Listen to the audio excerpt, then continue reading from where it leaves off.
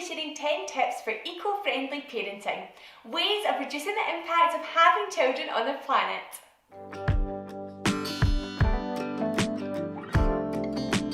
Hi everyone, I'm Cara.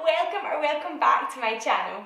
If you've been following along until now, you'll know that I'm mum to a 2.5-year-old called Ben, and as a family it's really important to us that we have as little impact as possible on the environment. Of course, this is difficult, we are far from perfect, however we totally try our best. This video is in collaboration with another Scottish YouTube mummy who is just as passionate about eco-friendly parenting. Iona is making a video just like this one on the same topic. I'll make sure that I link that below for you, and it's also coming out today, so make sure you head over and check it out. Over on Claire's channel, you'll find lots of great mummy content. Her little boy Leo has just turned 3, as well as lots of great eco-friendly product reviews and amazing second-hand hauls. And if you've clicked through from Claire's channel, hello and welcome, and I hope you get some great tips from today's video. So without further ado, let's get started. My first tip is something that I am incredibly passionate about, and that is to choose to use reusable cloth nappies. Now I have made a whole video on my cloth nappy journey that I'll link above and below for you in case you're interested in finding out more specifically about reusable nappies. When I was pregnant and started to actually think about what I was going to use, I was pretty horrified when I saw the impact of disposable nappies on the environment. It was actually a few months into having Ben that I had finally made the switch. I used a nappy library, which was great for trying out lots of different brands and finding out what I really liked before I invested in them. But once I made the switch from disposable to cloth nappies, I absolutely never looked back. We used a brand called Bambino Mio, which were fantastic. The designs are adorable. They're such good quality. We really had limited problems with leaks, like no more leaks than I would with a disposable nappy, and I just loved them. And especially if you let them dry naturally, it has a huge impact on reducing the amount of waste you produce as a family, and you're able to reuse them potentially with a second or third child too. At the same time, we also made the decision to move from baby wipes to a reusable wipe. We use a brand called Cheeky Wipes, and even though Ben is now potty trained, we still use them to this day for wiping bottoms, for wiping hands and faces at the dinner table, and it just makes it so much sense to have small washcloths constantly available instead of using a baby wipe and just throwing it away. And I would also tentatively add potty training early to this. We decided to potty train Ben at 18 months, and it did work really well for us, but obviously you have to know that your toddler is capable and ready for that. And if you consider that 2.5 is a really common age for potty training a little one, we have had 12 months fewer nappies either going in the bin or for us going in the wash.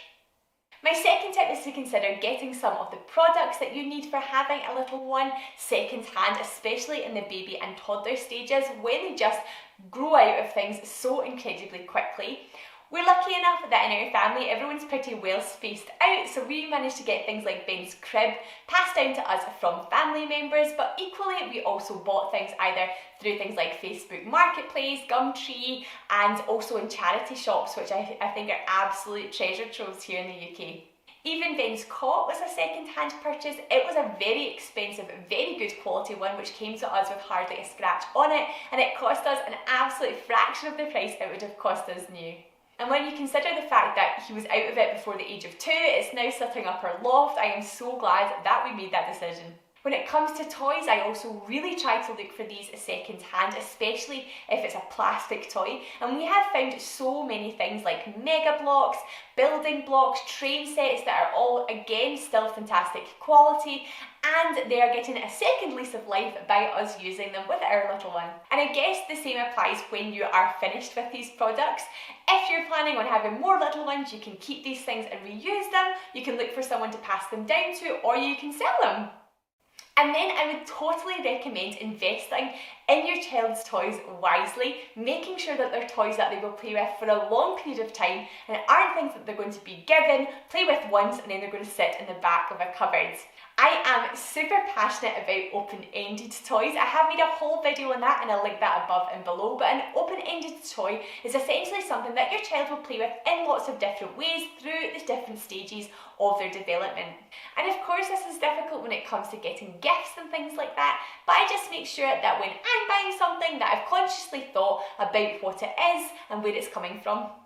My next tip is to consider what and how you feed your little one.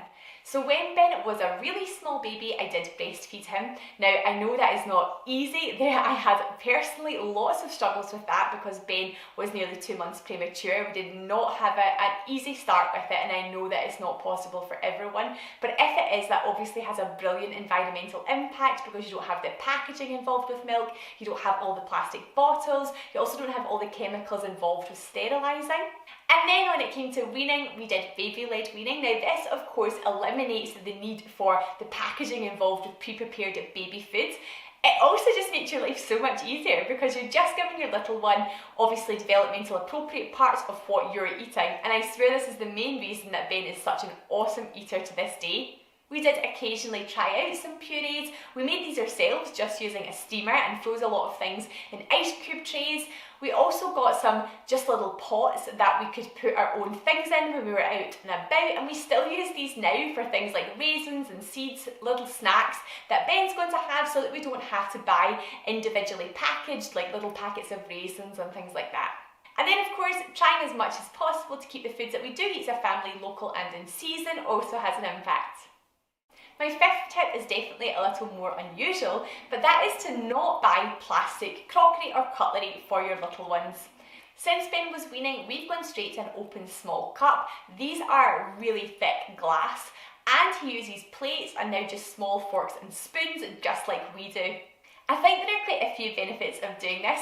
Firstly, you don't need to invest really in anything additional because you're likely to have things like side plates anyway, and then we did pick up a few extra small glasses and some smaller forks, but those are things that even we use as adults still. I also think that they look nicer, so sometimes plastic plates after they've been through the dishwasher a few times already look really old. And then I also think that it's important to give Ben the full responsibility of using ceramic glass just like we do, sitting at the dinner table as a family. And then from an environmental point of view, it eliminates the need to buy plastic ones and the need to buy something that will be used by your child for only a limited period of time.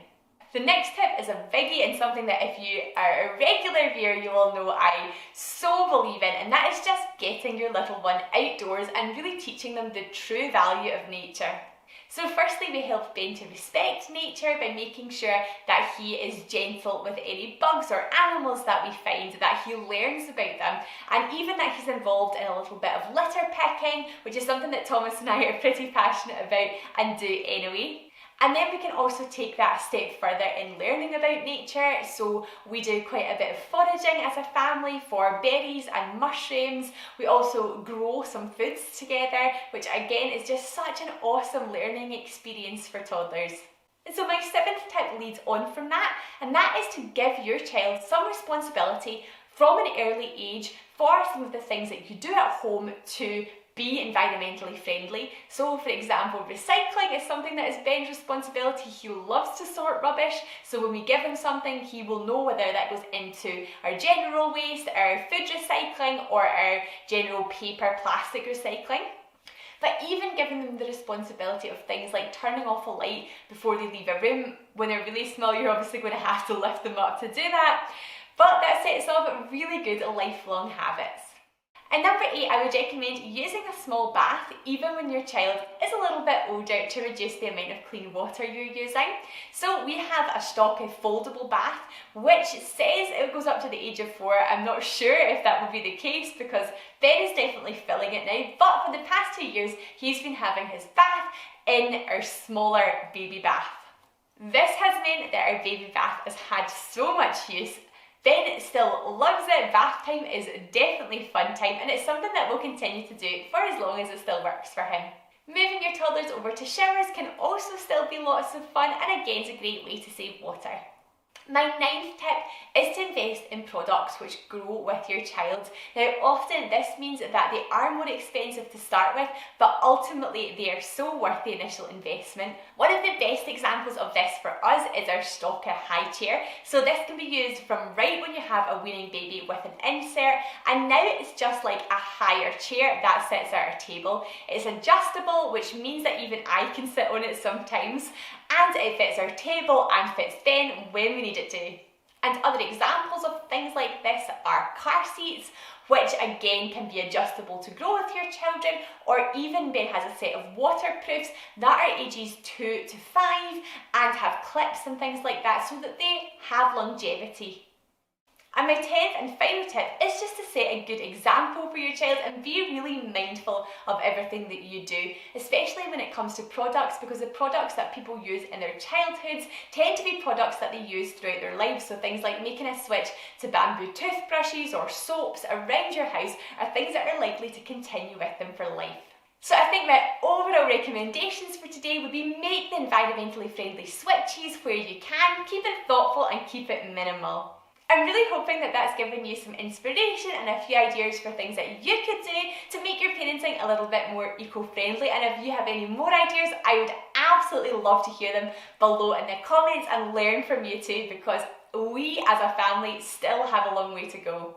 And if you have enjoyed today's video and would like to see some more parenting content, I would love it if you hit the subscribe button below and join me for future videos. Thanks so much for watching. Bye bye!